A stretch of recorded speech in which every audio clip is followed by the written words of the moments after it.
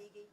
And growing up on that campus, the one field trip we got, one of the two field trips we got every day, every year, 3 times a year rather, were to walk up to the art gallery on campus and look at all the wonderful art.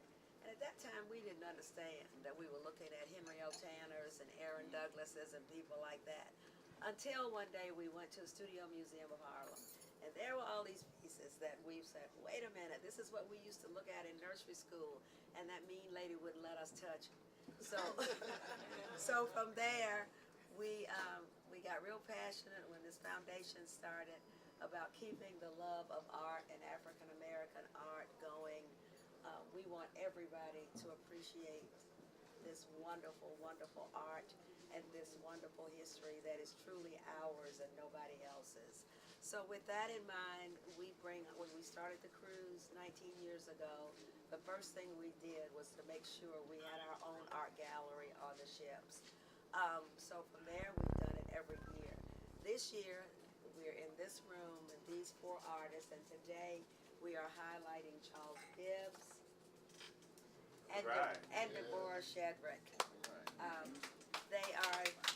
They are exactly alike, only different. So I'm going to turn it over to them at this point, and tomorrow we will do another gallery talk with Kathy and Walter Shannon from E&S Gallery of Louisville, Kentucky, and Logan Hamilton, who does right here, who does our wonderful art with broken vinyl. So I'm going to turn it over to these two, and they're going to talk to you for a little while, and feel free to get up at any time, or these people will be running around serving you wine and cheese, and just feel at home. Thank you for coming. All right. Okay, good afternoon. Good afternoon. I think it is afternoon, right? Yeah. Okay, well, we're going to try to make this as easy as possible.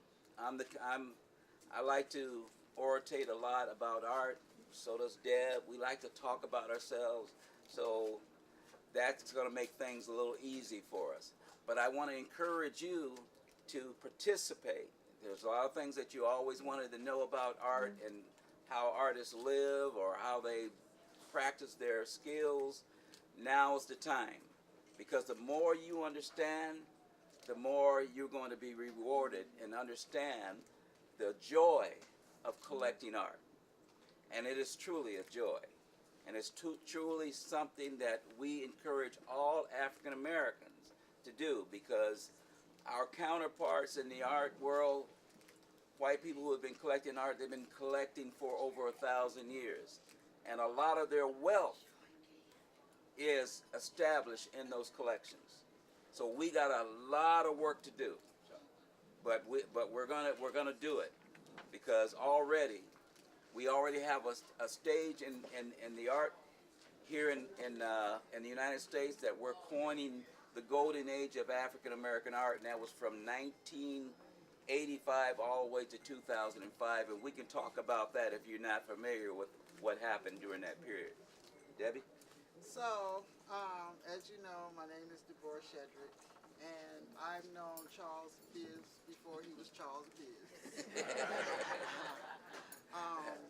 We went to the same high school, Narbonne High School in Harbor City, California, but Charles graduated a long time before I did. Long time? Oh, yeah. So, would we like to start with someone asking a specific question about anything? Yes, sir. When you speak about wealth, I'm kind of asking the question, or asking you to elaborate on it, because I understand that people will collect art and later on use it as collateral to do business loans, to buy homes and all, and sometimes we're not teaching our children that. Right. Is that what you're talking about when you're talking about wealth? Yeah, let me tell you a little philosophy, my philosophy about people who buy art. Art basically is a status thing. Now my whole art career, I made art available for all economic strata of our community. Okay? Business-wise, that made a whole lot more sense for me. But I did finally understand the psychological impact and how it all worked out. Okay?